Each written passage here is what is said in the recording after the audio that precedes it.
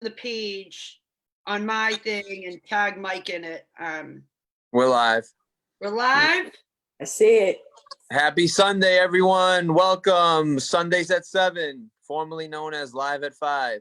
Formerly known, but now it's Sober Sundays at 7. Or no, I don't know. It's just Sunday. Sober Sundays at 7. We'll go with it. We'll roll with it. We'll go with it for now. So now I gotta share it. We're here with Audrey. Let's see. Where did it just go? You would think I would be better with this after doing it for like 6 months, but I'm still a work in progress.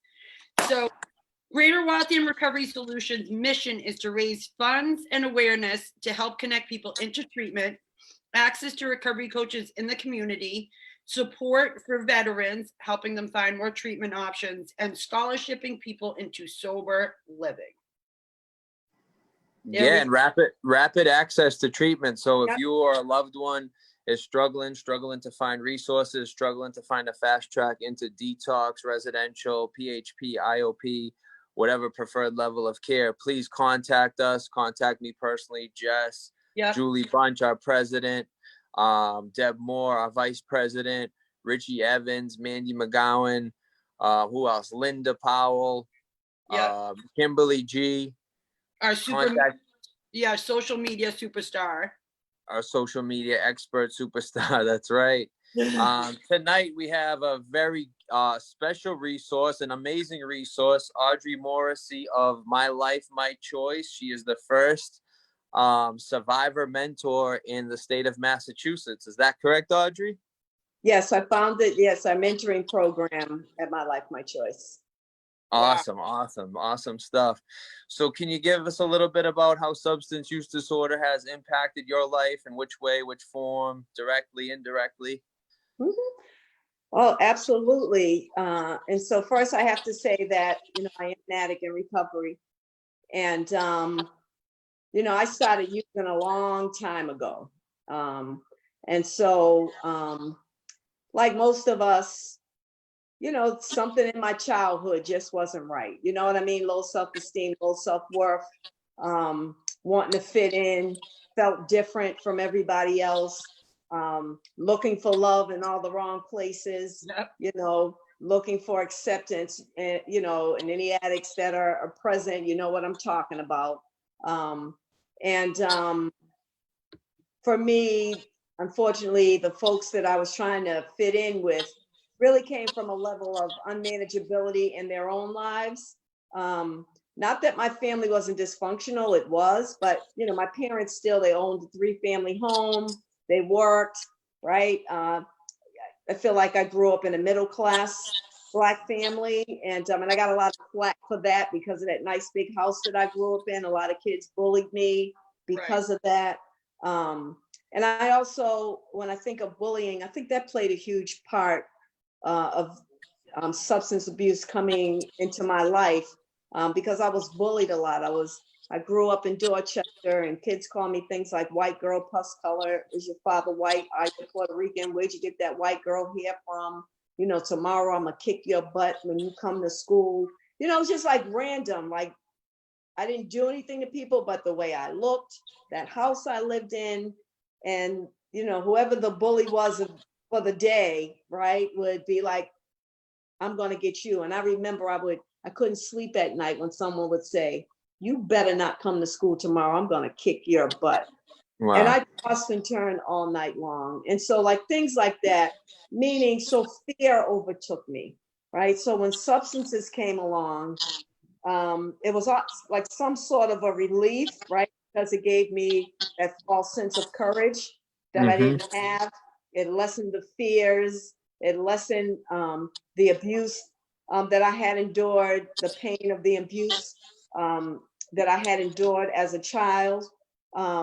And so I used for a long time, like anybody else, it started off with the weed, you know what I mean? Just hanging out and smoking a little weed, and the thing that I always want to talk about is the progression of substance abuse disorder, right? Right.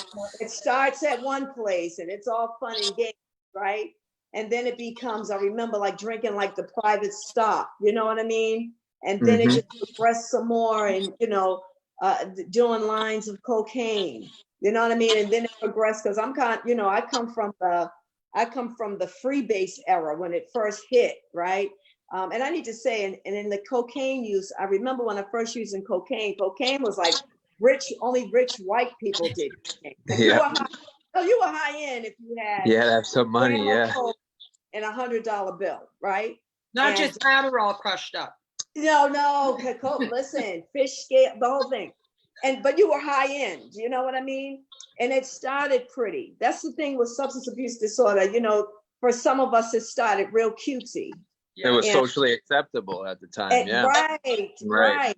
And then all of a sudden, I remember someone saying to me, "You snip that? We smoke it." And I remember someone watching my cousin actually throw, and I was horrified. Why are you putting my coke in that water? It has melted away. You're gonna What ruin it. Yeah, yeah, yeah. are you doing? And I remember that big rock, and I remember sitting there, and I have to say, my first introduction to freebase, because that's what we called it back then, I couldn't get up from the table. I sat there for 24 hours, more than 24 hours. You know what I mean? And then that kind of progressed as well. And like to go back a little bit, before my addiction really took off, I was on the street corner, downtown Boston. I, worked the streets of downtown Boston, the strip clubs, all of that stuff. So that was like my source of supporting, my habit. It initially started off trying to support my daughter's father, that old stuff. I told you all I was looking for love in all around places. Of course. And when they say if you love me, you do this. You'll do what this, I'm saying? And so all of that had played a part as well. And then as time went on and he was gone, another Mr. Wonderful appeared. And he was tall, dark, and handsome. And at that time, I didn't know anything about heroin. He introduced me to heroin. And so I began using heroin, sniffing heroin, freebasing, and then I almost died from cocaine on a couple of different occasions. Put that down for a while and just started abusing heroin. Yeah.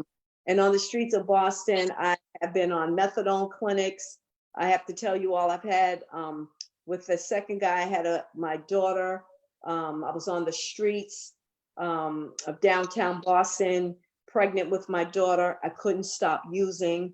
And I remember someone told me about another a replacement drug. They said, "You're pregnant, girl. They'll put you on methadone immediately." Right. That's the quickest way to get on. You know what I mean? And so I ended up back then. I had to go in the hospital first because I didn't even know how far along pregnant I was. I had no prenatal care. I was showing. Yeah. It was that appointment to get on methadone. Back then you had to stay in the hospital if you was pregnant because they had to slowly give you the doses and to get you to a stabilized dose.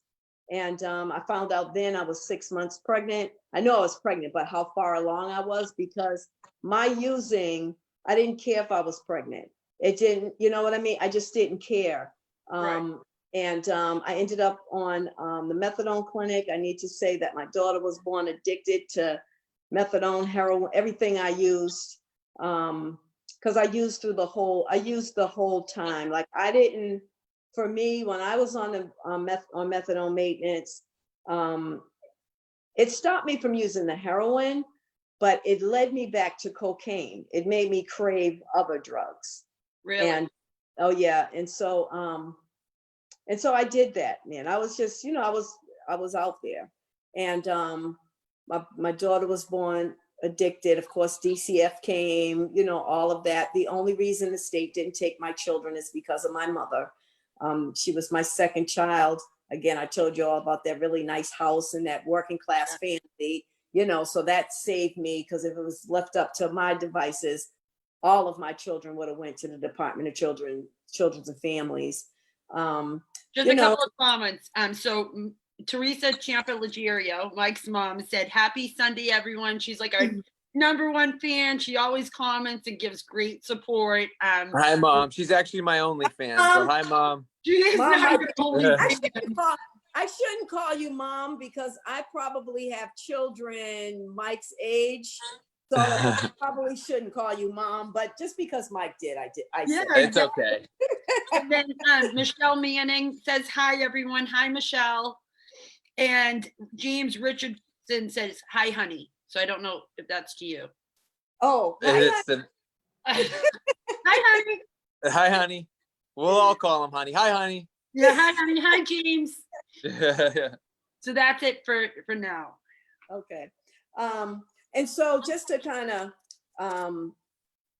and for me, I continue to use. Having a drug addicted baby didn't stop.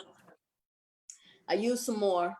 I ended up by age 30, because I thought I was like, my substance abuse disorder, like I said, it played out in the beginning cutesy, right? Yeah. So I thought, I went from, I'm not, if you don't have at least 150 per hour, don't talk to me, right? Right. And in the end, I had a guy who only paid me $5, and he lived in my neighborhood. And every time I think of him, I get mad because what he was doing, he was taking advantage of all the active addicts in the neighborhood. Right. He was preying on them. Right. And so when I think about that now, I get so angry. God knows what I would probably say to him if I saw him today. Right. Because that's the other piece. When a person is, particularly women, what I've learned when I look back, it's bigger than when I thought I was getting money to support my habit. There were also those predators who took advantage of us, who took advantage of women who were suffering from substance abuse disorder, who Vulnerable, really, yeah. you know what I'm saying? Do this if you do that. Yeah. You're so strung out. You're sick to the gills, and you have. Oh, I'll give you a bag. You're just gonna do this. You just gotta. And it's right. And the drug dealers, you know what I'm saying? I can't tell you how many back hallways. I can't tell you how many hallways, you know what I mean? Because the drug dealers was always in the back hall, right? And I'm talking like the drug dealers, they didn't use, they just sold the product. Yeah. So I can't, the back hallways I ended up in for them to give me a free one. Because, in the end of my addiction, it was whatever you had. Like I really had lost the ability to set a certain amount of money, right? And who was gonna, and nobody was gonna give me that, what I was getting when I thought it was cutesy, right? We lower our standards. Our standards are not here. Yes, honey. So my addiction took me to whatever you got. Yeah.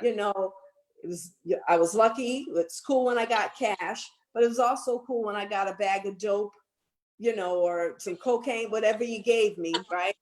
And so my addiction took me through the combat zone of Boston. It took me from bright lights, camera in action to the end of the combat zone, to where there was nothing left. I'm talking, my addiction grew, and the resources that I called resources then in the combat zone began to shrink. All the strip clubs began to close, right? And it just ended up in some places. They started to regulate sexual exploitation down there, a little bit more crack down on that. What happened was, what really shut it down was a white football player who was in college was murdered down there. Oh, okay. And so when that happened, that's when they really started shutting things down.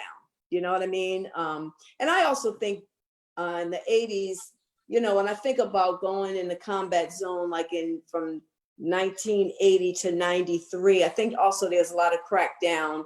You remember they were starting to bring the mafia down too. You know what I mean? Right. And so that's who neighborhoods get safer when they're involved. Yeah.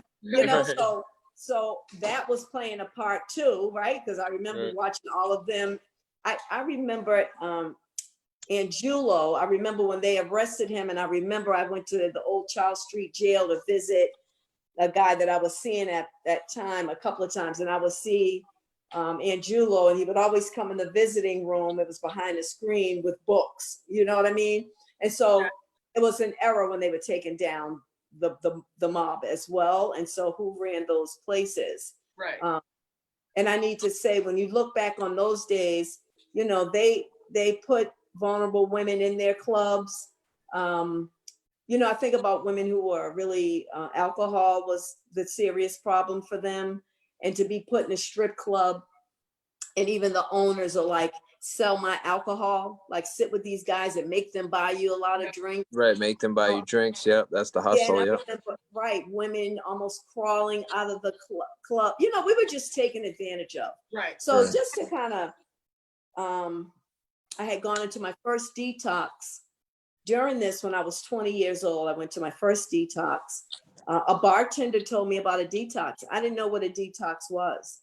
All I know is that this guy had introduced me to heroin, and that was a different experience than cocaine, because I didn't have withdrawals with cocaine. Right. But with the heroin, I was like, what is this? And so I didn't go into detox really to get clean. I went in to stop using heroin, you know, because that was the problem. That was And the the problem. bartender's the one who suggested it to you? And she was a bartender that she didn't have a substance abuse issue. She actually worked in the strip clubs with me for quite a few years, and she was older. So then she had stopped stripping and ended up bartending. So Okay. she didn't have a substance abuse issue. She had a friend who had gone to detox. And I have to say, back then, detoxes were high end. I'll never forget it. I went That to was my next question. What was Yes. detox like back then? Oh, it was high end. It was high. And also, I have to be honest with you all, I always thought I was the better than addict, meaning We're smarter. We're you know, better than, yes. I we're don't better do, than you.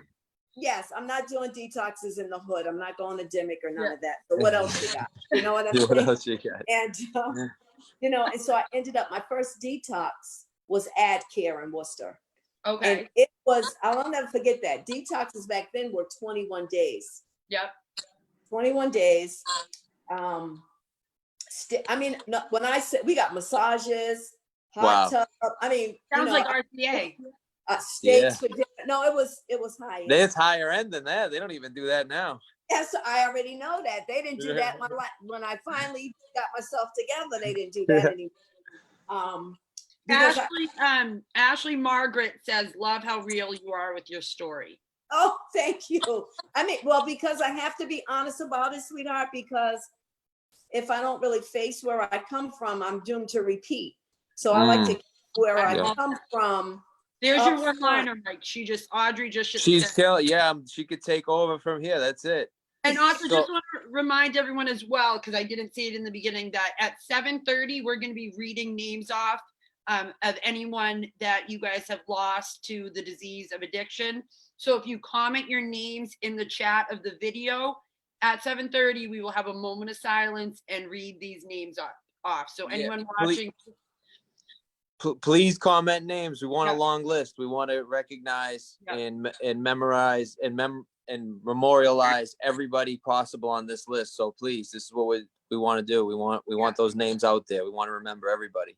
Like a live vigil every Sunday, we're going to be doing this. So comment names of anyone you've lost or anyone that you want us to, like Mike said it perfectly, memorialize.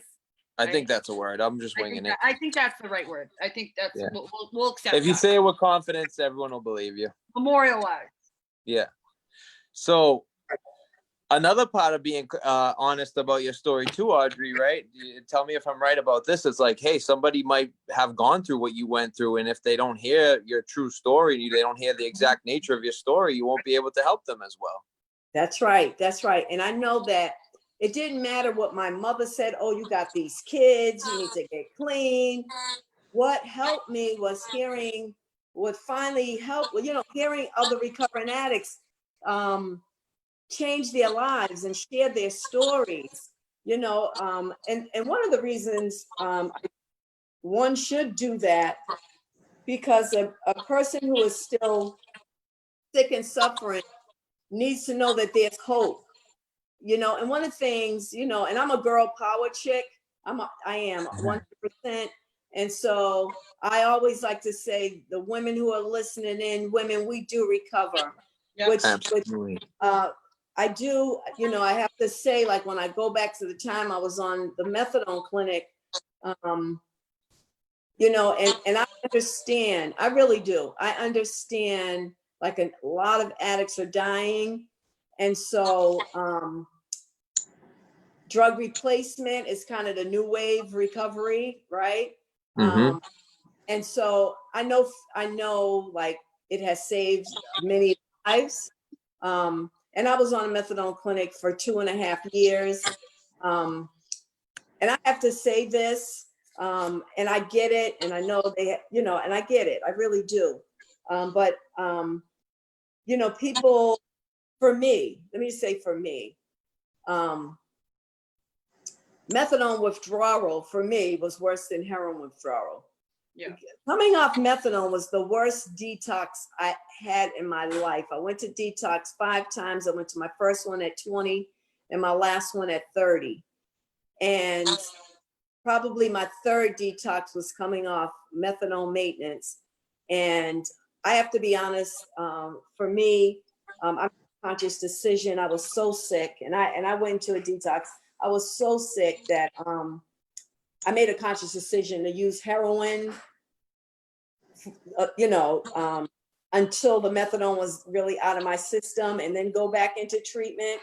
And I Right. share that not to discourage anyone, and I'm not making a judgment, but I want people to know that there is a true freedom for me. And if anyone who's listening in, if you are on replacement drugs, I suggest, if you need to stay on them a year or two, I get you, right?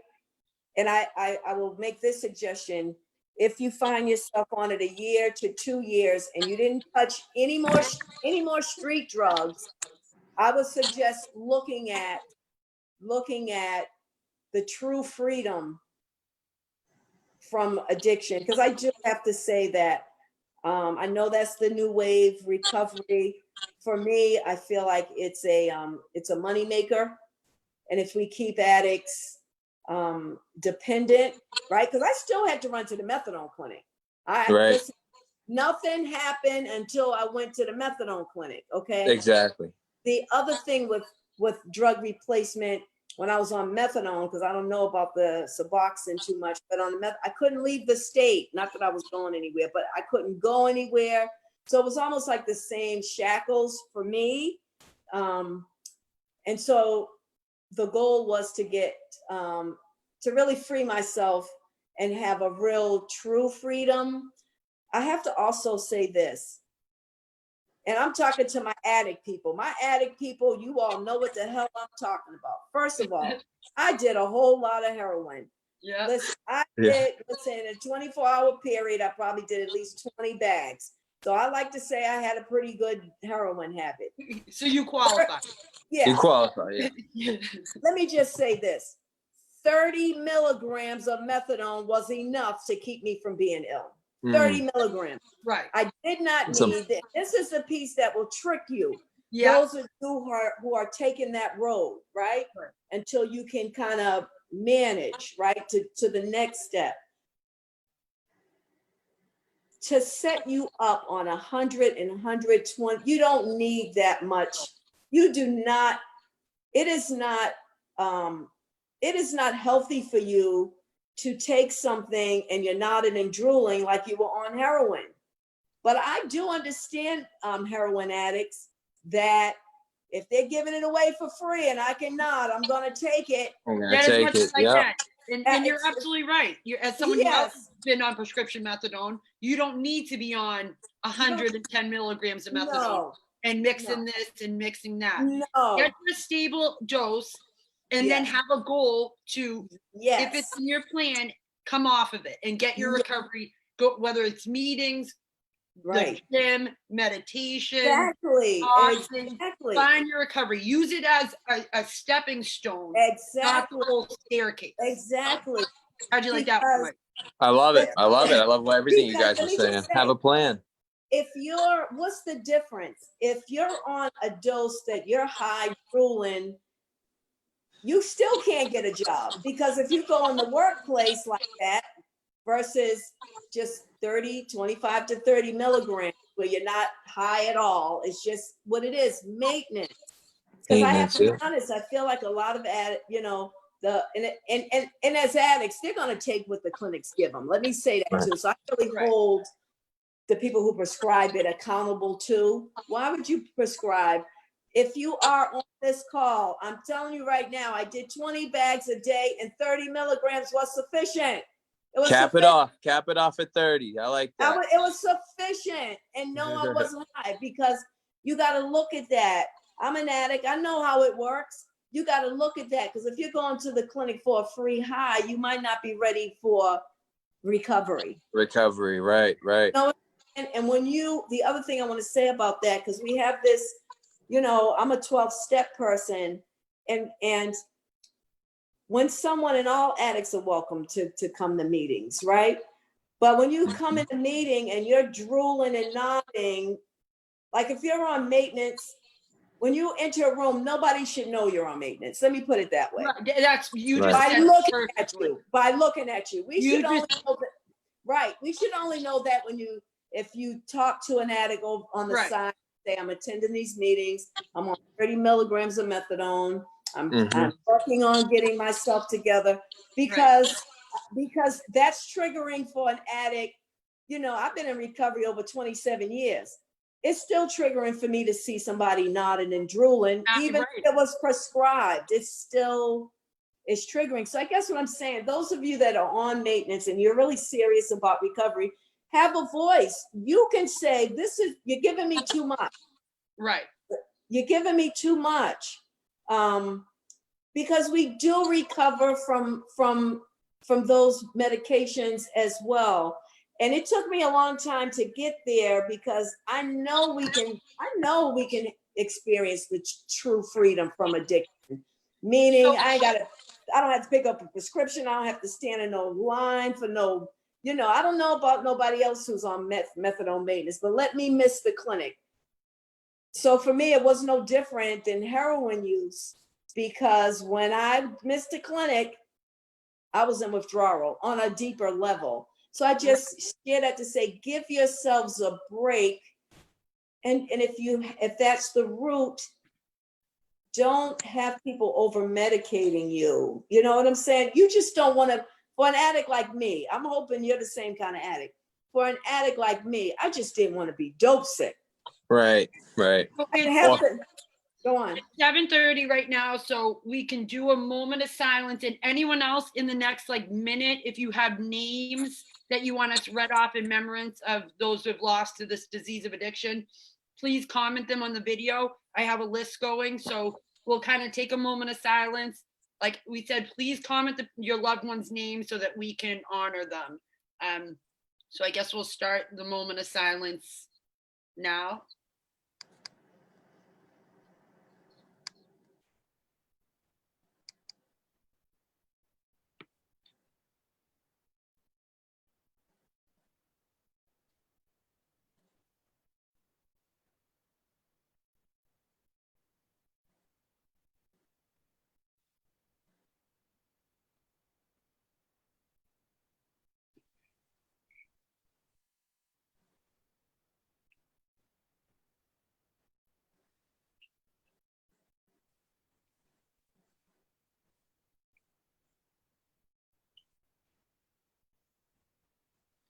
Okay.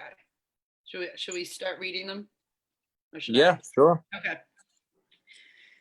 Ryan Conway, Adam Frederico, Sean Hurley, Alan Burns, Joe Vacchio, Michael Patrick Murphy, Ty Melcher, lost on March 14th, 2019, Derek Colston, Joseph Brennan, lost July of 2019, Allison Spinney, lost April 2nd, 2009, Jonathan Murdo, lost April 3rd of 2020. So again, we're going to be doing this every Sunday for the month of August. If you can comment on the live, any names, if you're not sure, you can always message them to us too. And then the last Sunday, we're going to read the whole name list off. So every person that was mentioned during the live, we're going to just go through the list on the last Sunday in August. Good job, Jessica. Thank you. Thank you. All right. So where were we at? So I noticed at the beginning of the story, before you mentioned anything about, marijuana use, you mentioned about trauma, like trauma from bullying, trauma from, not quite fitting in, living in that middle class household and being, ridiculed for it, or like people placing their pain on you, and that's usually what bullying is, like someone having pain, placing it on you to free themselves from a little bit of discomfort. So my theory is any particular drug isn't a gateway drug, but like trauma is a gateway drug. Shame is a gateway drug. Like bullying is a gateway drug. So let's talk about how you feel about that. How you feel about trauma impacted your using a little bit. Great question, Mike. Perfect. Awesome. That was fabulous. And I should have wrote that down. Yeah. And I'll sign it for you later. I will write that down. When I'm famous, maybe. When we talk about trauma, for me, the biggest trauma that I had endured was the bullying.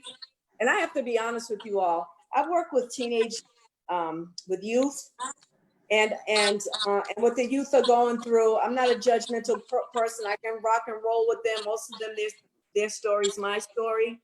The trauma of bullying, I still struggle with, because I think about that little girl who, because trauma is real.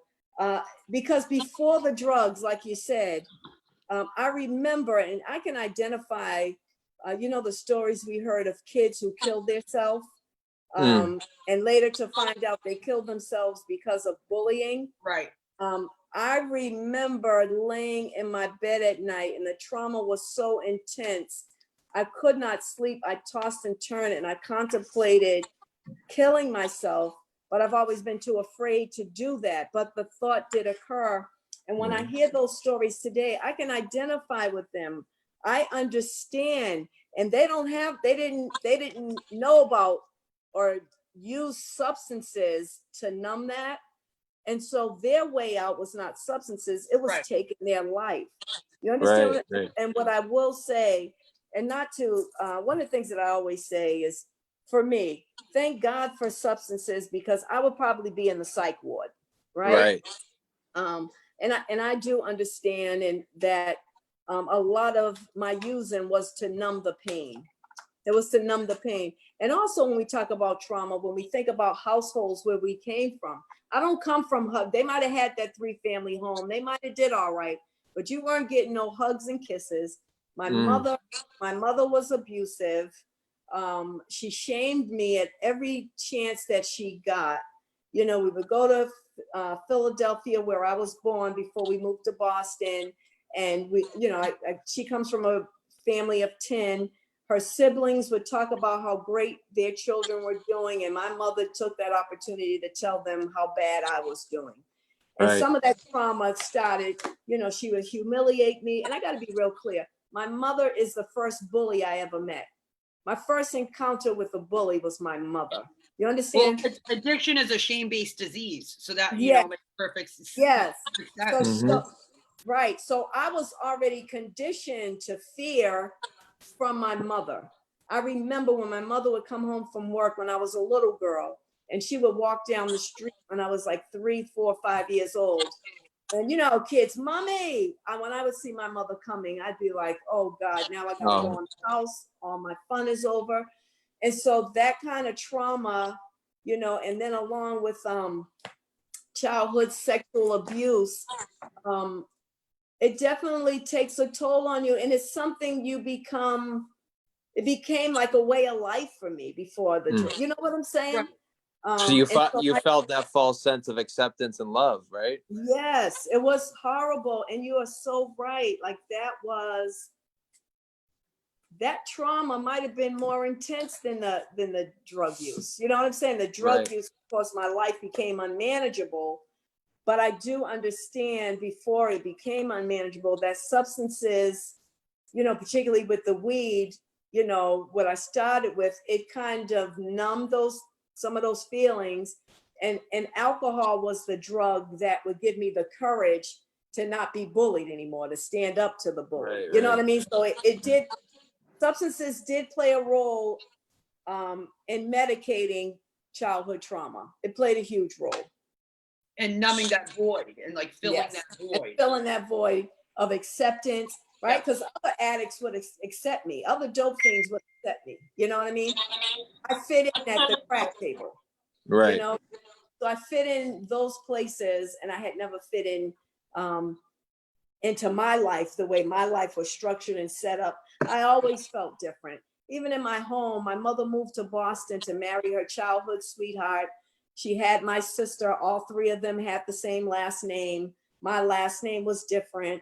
If I got into something with my little sister, my stepdad was always on her side because that was his daughter. You know what I mean? So Yeah, Right. right. I was always an outcast. Yeah. Yeah.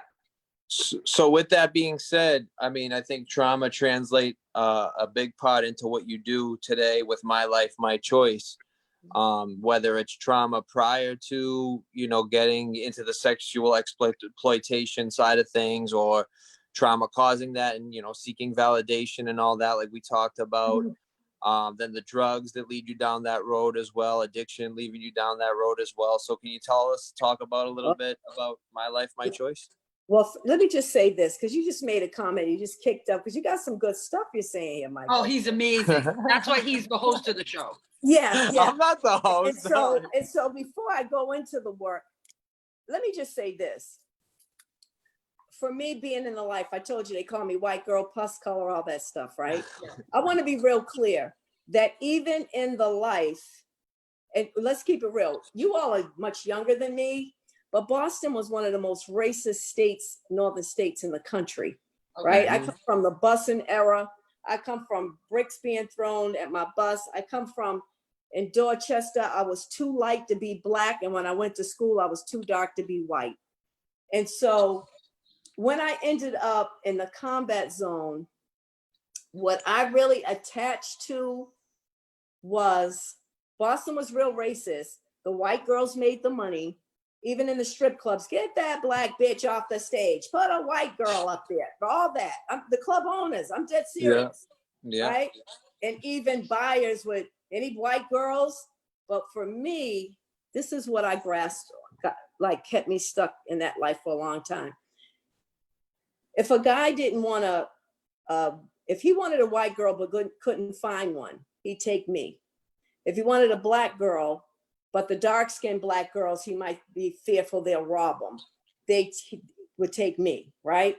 And so, and I remember the other black girls would say things to me like, did you make any money tonight? I know if you got money, there's money. So I ended up developing this false sense of self-esteem and self-worth, right? But for me, I had found where I belong, right? That's what my head. But at the same time, you're developing a stage character. It's not really Audrey. Pumpkin. Right? And Pumpkin was her name. Pumpkin was her name, right? And so you're absolutely right. So that played into that childhood trauma because I was making more money. I didn't make as much as the white girls, but for the most part, I was making more than the dark-skinned girls. You understand what I'm saying? Right. So what I'm saying is that world was the only world for me where it was okay to be light-skinned. That was the only way I could play this card successfully. So I stayed trapped in that for a long time. And so, which leads me into, which is really a crazy story. First of all, I have to say that I'm really grateful in spite of the trauma and all I've been through. Most people don't get to live two lives in one lifetime. Mm-hmm. I had that opportunity. And so I remember, and the addicts that are listening, I'm sure you've heard things like recovery is beyond your wildest dreams. All I wanted to do was stop using.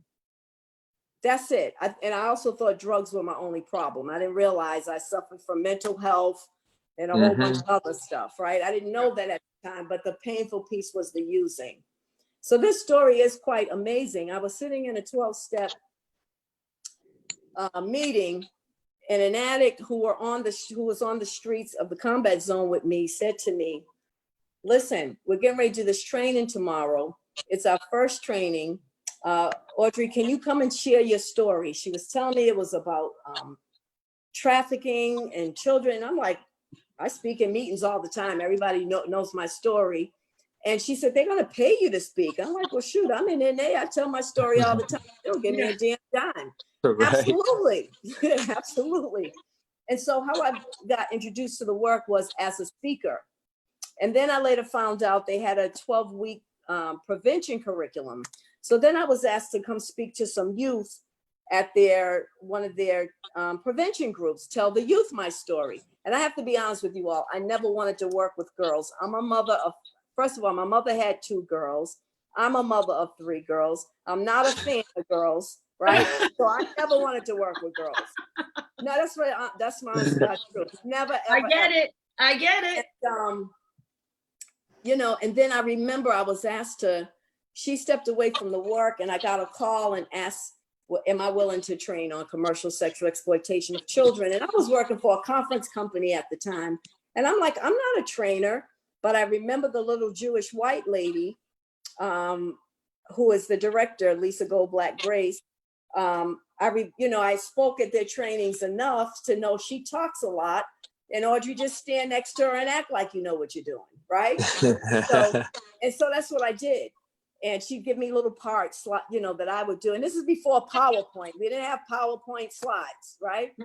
And so I began doing those trainings, and then I was asked to run a group in a facility. And so I went to that facility, and for the addicts that are listening in, I was full of fear.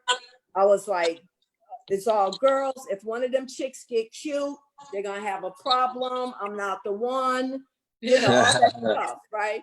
And I went in and I began running those groups, and that's the best thing that could have ever happened to me. So I began doing that, and at that time it was just 2 of us in the organization, and we've been around for 18 years. And then around 2004, I founded our mentoring program. And our mentoring program is where we pair adult women survivors with adolescent youth for a one-on-one relationship. And anyone listening, if you know of a youth that has been exploited or you suspect, anyone can make a referral to My Life, My Choice. We take referrals under the age of 18, but when kids turn 18, we don't say, see you later, we're not going to serve you anymore. As long as they need services, we continue to work with them. Referrals might be different, right? You might have to do more adult referrals for them. And so what I want to say about that too is that when people think of children who are exploited, people always think of foreign countries, right? People are surprised to know that children are being exploited in the United States, right? And our children are being exploited here. The difference from when I was in the life and today is you don't see it. If you ask people now, do we have a problem with prostitution in Boston? Most people will say, no. I mean, I'll see adult women in their 30s who are selling themselves for small amounts of money. One of the things too that I want to say about those women, a lot of those women were me. They were brought in at a younger age, and they never made it out, and drug addiction took over them, right? A lot of them are one and the same. They're not different from that child that was brought in. Well, I will say in Massachusetts for many years, we don't arrest and charge women with prostitution, children. We haven't done that in many, many years. And so what we do at My Life, My Choice, we have a 10-week prevention curriculum. We have our mentoring program. I train across the country on commercial sexual exploitation of children. I train across the country on our prevention solution model. So we do intervention, prevention, training, But the most powerful part of the work is our youth, right? And I have to say this too, and then thank God, like through addiction, we have found like a lot of children, their parents are selling them because the parents are strung out.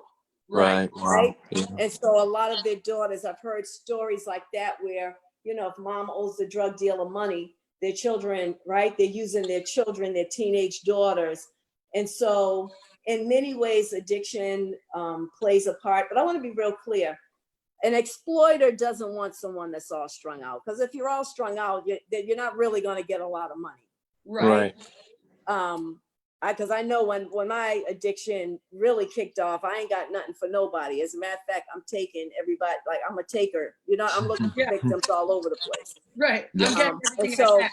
yeah, so I don't want to confuse those two things, but the outcome of a young girl being brought into the life, a lot of times when they come out, if we don't help them get out before they become adults, a lot of them end up abusing substances, right? Because here's the reason why. People talk a good game. Yeah, I get money. If you ask me when I was in life, yep, I get money. I like what I do, all that stuff. Right. It's a show. But it's a show. And the only thing you'll hear them brag about is the money. Right. You will never hear a child or a woman who's in the life say, I'm in the life because I absolutely love having sex with a bunch of people I don't know. Yeah. You'll never hear them say that, right? They're not doing it for joy. No. And I know in the end, thank God for substances. And I also want to say that when we talk about trauma and the after effects, because we got a lot of people now trying to get prostitution legalized, a full decrim, meaning buyers you'll be allowed to buy people, exploiters will be able to exploit people, brothels will open. Now, here's where we stand at My Life, My Choice. We don't think a woman or a child or a trans woman or trans person should be charged with prostitution. We're for the partial decrim, but I still stand, we should hold exploiters and buyers accountable. Why? Because if people didn't buy people, you wouldn't be able to sell people. Right. Well, it's like decriminalize it, but don't legalize it. Exactly. The ones who are like suffering from it, right? But here's the piece people don't get that are fighting for the full decrim. Because anybody listening to this who's in the life and they're an addict, I don't know about anybody else, but I didn't come out of the life dancing, with a big fat bank account, condos, homes. When I came out, I had a thorough ass whooping, right? So the other thing, a lot of the folks who are working on this decrim, a lot of them are upper middle class white women who are in college who do have a choice, right? Right. They're educated. They're not in the life because they have no other choice. They do have a choice, but even they're not saying I'm doing it because I love having sex with strangers, right? But here's what will happen for those in the community. If we were to have a full decrim, here's what's going to happen. The demand might be this big right now. If we have a full decrim, the demand is going to grow. Who do you think is going to fill the demand? The demand will be filled with our children. Right. And women of color. It's going to harm communities of color, even adult women who don't have a choice. That is who will fill the void. And so when I'm dealing with like the rich people with money and I do presentations, and I've been fighting this fight. It's real painful for me, this fight. This is one of the biggest fights I've had since doing this work. It's debating and going back and forth. So I'd be real clear that this is a multi-billion-dollar industry, particularly now since it's online. It's even bigger now, right? So I always want the nice people with their little money that live, in the suburbs to understand that this is an industry that pulls in just as much money or more than you make. which means if we legalize prostitution in Massachusetts and the house next door to you go on sale, they can purchase that home cash. And you're Right. telling me you want to raise your children, you're all right living in a neighborhood where your children will witness men going in and out of a house, a brothel. You want to raise your children that way? Because, you know, with people with money, you got to hit them where it hurts so they can really think about it, right? Because Not only witness, but possibly be recruited to the exactly, ring. and Yeah, your children, and your children. yeah. And so that's really been one of the biggest fights that I have been fighting for a long time. You know, just for people to understand what commercial sexual exploitation of children includes, it includes street prostitution, pornography, stripping, bachelor parties, gang-based exploitation, survival trafficking, interfamiliar exploitation, and internet-based exploitation. And our gang members are cashing in too. Yeah. They're selling our teenage girls in the community, because what a lot of gang members got clear now is I can only sell a gun once, a drug once, but I can sell a human being over and over again. And what we know is that in order to sell a human being, you don't see them as a human being, right? And so, yes. And so again, for me, this is another form of trauma that happens to our children. And then if they stay in, right, then you guys, Jessica and Mike, you guys will be on the phone constantly when they become adults trying to find beds, right? For them, because the only way out, the only way to be in it is substance abuse to survive it. Right. So do you think the way to get out is through substance abuse? No. I don't think that's for me, it was my way out. Right. So for how me, do yes, people get out of, if they're in it, and what's a way out? Well, for me, when we're dealing with youth, we work with the youth. And this is not, because you said it earlier, save. We can't save anybody. Right? Because most of our youth, like 80-something% of the youth that we serve are in the child welfare system. So they're in these systems for different reasons that really boil down to, in their mind, my parents don't want me, right? Or my parents are abusive, right? And so we work closely with them. But when you have teenagers who become women in the life with a substance abuse disorder, for me, that's how I got out of the life. And that wasn't because they addressed me being in the life. It was because they said to me, when I was 20, the first detox, they said, Audrey, you cannot go around people, places, and things. You cannot go back to the strip club. You cannot be you cannot. And I thought, and I'll never forget this, when I was 20 and the addicts were 30 and I was sniffing heroin and they were shooting it. And I was like, you all are old, decrepit, dope fiends. You have tracks, this, that, and the third. And I remember they said to me, if you continue to go back down there, you're going to get what you always get. And this was the hit. And you will be shooting heroin. And I said, absolutely not. At the end of my addiction, I was pregnant with my last daughter. I was shooting heroin. I was shooting heroin. Because I was no longer the cutie on duty, right? Yes, my disease had progressed.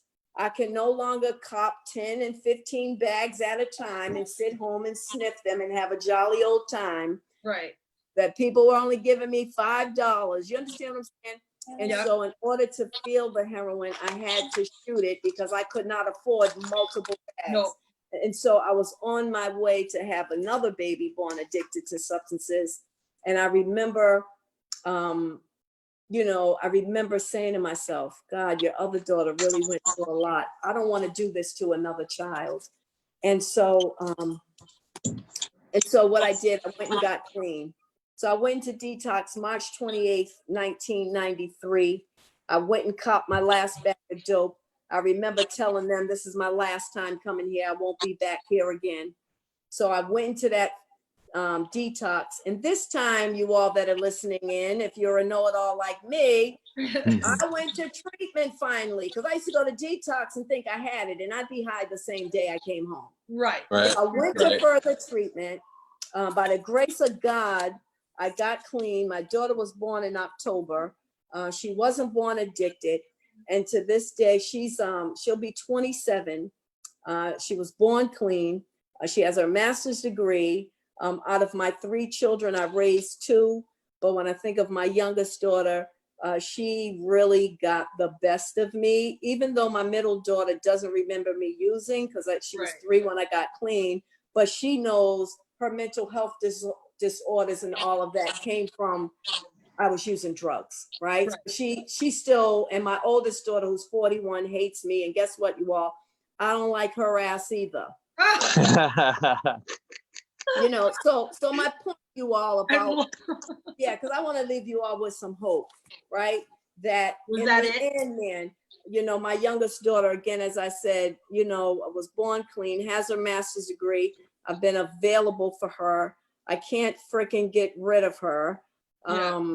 I think, you know, which is a blessing because I was never available for anyone, let alone being available for someone for over 26 years, you know, and I'm not saying I was perfect with it, but I know for this addict, you know, this addict in recovery, being in recovery made all the difference because I even see the results in my daughter's life, right? Where my other 2 kids were affected by my addiction, and the difference from one of my children that did not play a role in my active addiction. She's never seen me use. She knows my story. She loves me anyway. And she teaches me unconditional love. And so for that, I'm truly grateful. And for addicts that are on the line, I'm telling you, you never have to use. If you're on drug replacement therapy, you don't have to stay on that for the rest of your life. If you want the true freedom of what life has to offer, I'm telling you, my life is beyond my wildest dreams. Let me leave you with this. Who would ever think? And I make good money. Listen, I do all right. I'm the associate director of a program. Who would ever think the qualifications was you used to be a prostitute? Right. Where the hell? Where are you going to find that? Where's that? Only in recovery. Only in recovery. That's right. Only when you're clean. I love that. One of our team members, Linda Powell, said, "Thank you for sharing your story. I admire your passion and love that you express your appreciation for being able to live 2 lives in one lifetime." Absolutely. Absolutely. Amen. So I'm truly grateful. I know it's almost, what do we have, like a minute? That daughter of mine is like, my show's coming on at 8. And I'm like, I'm in the space of the show. So is there any last minute? Yeah, and then Debbie also, our vice president, co-founder, said, "Audrey, thank you so much for your honesty." Michelle Gorovic said, "Thank you for sharing." And then my son's aunt, Juliana Marie, who's, you know, she's amazing. My son's down the Cape right now with her, said this woman is amazing. So she just wanted to Thank you. I agree. Yeah, huge, you know, big spokesperson. And then Mike's mom just said, "Thank you for sharing, Audrey. God bless." Oh, thank you so much. Amazing redemption story. Thank you so much for your time and your resources and all your advocacy work on both sides of it. You know, you're amazing. This was an amazing show. Jess, topic. If you want to hit us with the mission statement, and then we'll How did I close know it out. You were gonna pull that. I thought we closed on your little line. No, Yeah, we will. We'll bounce it back. I'll read the mission statement again after I closed out of it, Michael.